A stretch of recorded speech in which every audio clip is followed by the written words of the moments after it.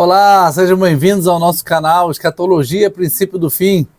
Vamos falar sobre a última perseguição que acontecerá na grande tribulação. Nós já vemos hoje a perseguição por aí aumentando mundo afora e isso vai só gradativamente piorando até culminar com a grande tribulação.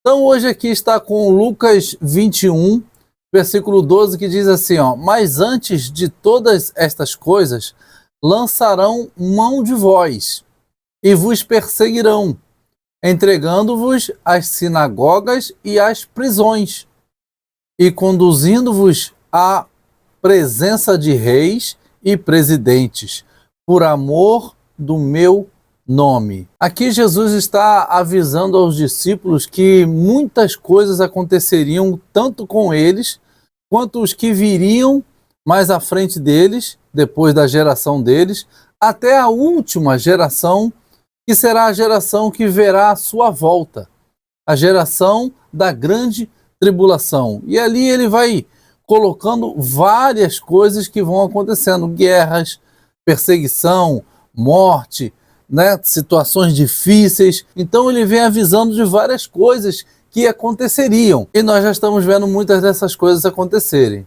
Aqui em Isaías 29, do 5 ao 7, tem uma profecia sobre a grande multidão de inimigos que virá contra o povo de Deus.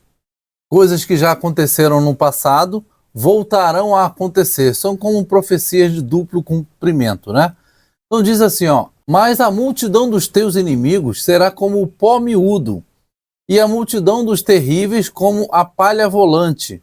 Isso acontecerá num momento, repentinamente, da parte de Jeová dos exércitos. Será ela visitada com trovão, com terremoto e grande estrondo, com redemoinho e tempestade, e com chama de fogo devorante. Será como sonho, visão noturna, a multidão de todas as nações que pelejarem contra Ariel, a multidão de todos os que pelejarem contra ela, e contra todas as suas trincheiras, e dos que a puserem em aperto. Então aqui a gente está vendo que há profecias de momentos terríveis para o povo de Deus no fim dos tempos. Aqui em Zacarias 14, do 2 ao 4, também traz momentos terríveis que o povo passará no fim dos tempos. Diz assim, pois ajuntarei todas as nações para a peleja contra Jerusalém. A cidade será tomada, as casas serão saqueadas e as mulheres violadas.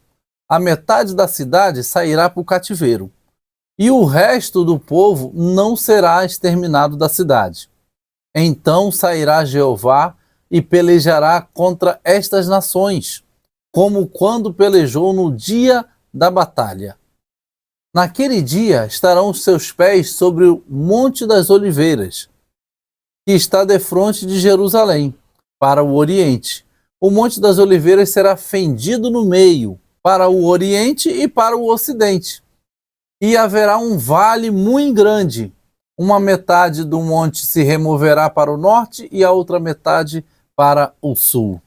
Imagina que grande estrondo, que grande terremoto fará isso na cidade de Jerusalém. E diz que Jesus, aqui está falando sairá Jeová, mas entendemos aqui que é o próprio Senhor Jesus descendo na sua volta, que estará em Jerusalém para pelejar contra os seus inimigos. Porque a besta estará conduzindo Jerusalém no fim dos tempos. Então, ela perseguirá toda a igreja do Senhor, a noiva de Cristo, no território mundial. Mas lá é o epicentro de todas essas coisas. E isso aqui está acontecendo na cidade de Jerusalém. Porém, isso aqui serve para toda a igreja do Senhor em todo o planeta, porque o anticristo estará em perseguição geral, porque a Bíblia diz que a igreja do Senhor será odiada de todas as nações. Catástrofes na terra, dia de trevas e escuridão, dia de nuvens e negrume, como a alva espalhada sobre os montes. Povo grande e poderoso, qual nunca houve semelhante, nem depois dele haverá mais, até os anos de muitas gerações.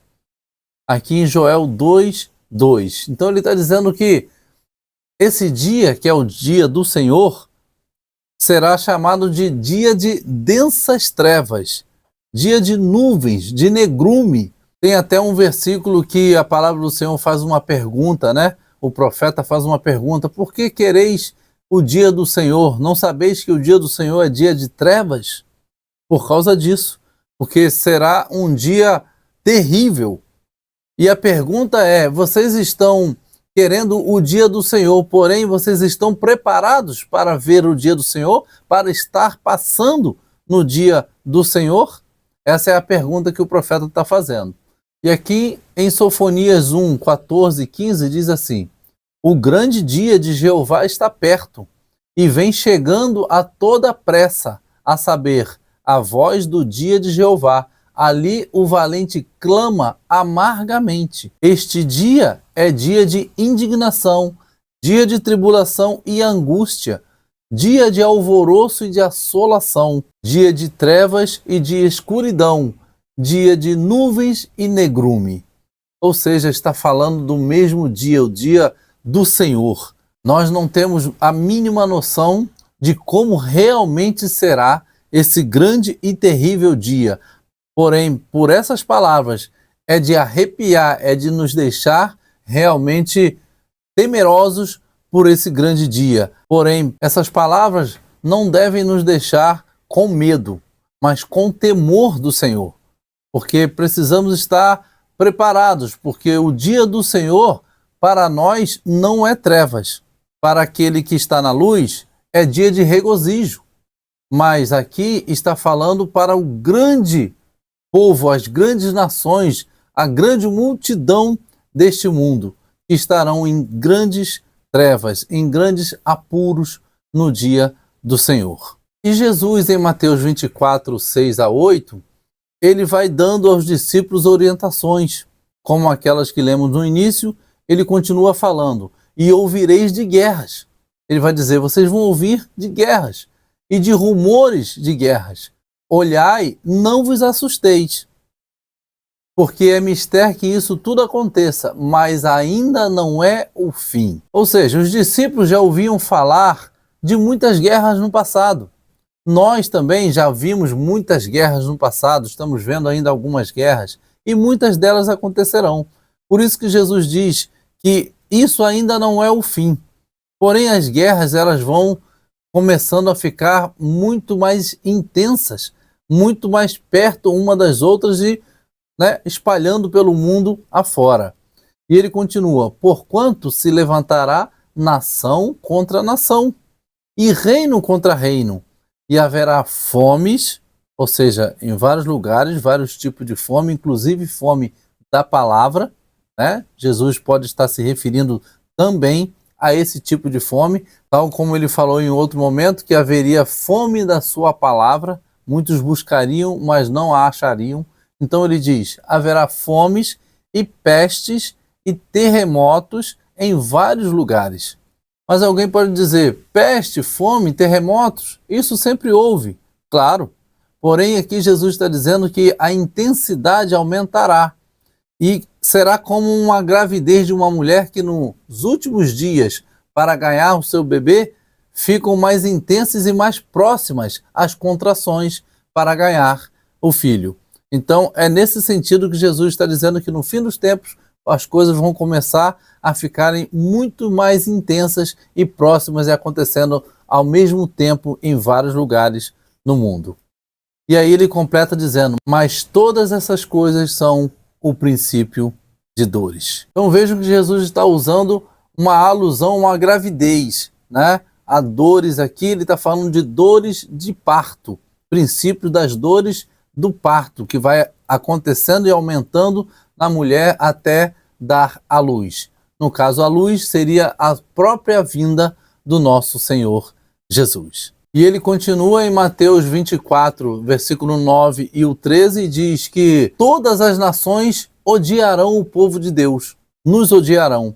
E diz assim, ó, então vos hão de entregar para serdes atormentados, torturados, e matar-vos-ão, e sereis odiados de todas as nações por causa do meu nome.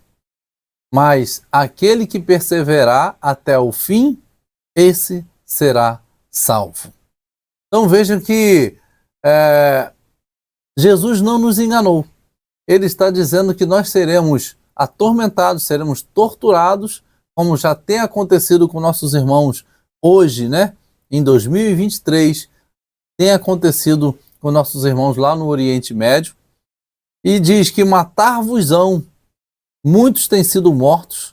Nós aqui no Ocidente ainda não experimentamos isso, porque normalmente a sequência das coisas é Oriente Médio, aí passa para a Europa, passa para a América do Norte e vem para a América do Sul. Esse geralmente é a sequência dos fatos em toda a linha bíblica. Temos visto esse padrão, né, acontecer, tanto para espalhar o evangelho, quanto também para espalhar a perseguição. Mas diz que aquele que perseverar até o fim, esse será salvo. Porque não adianta perseverar por um pouco de tempo, ser cristão fiel por 50 anos e depois passar os seus últimos dias de vida na infidelidade ao Senhor. Não adianta nada, porque não existe tempo de casa, né, na vida cristã. Então o que a gente precisa ser é fiel até o fim. E esse sim será salvo. Então, eu espero que você nos acompanhe, deixe o seu like, se inscreva em nosso canal, também se inscreva no nosso outro canal, Maná Eterno. Que Deus abençoe a cada um dos irmãos. A paz a todos.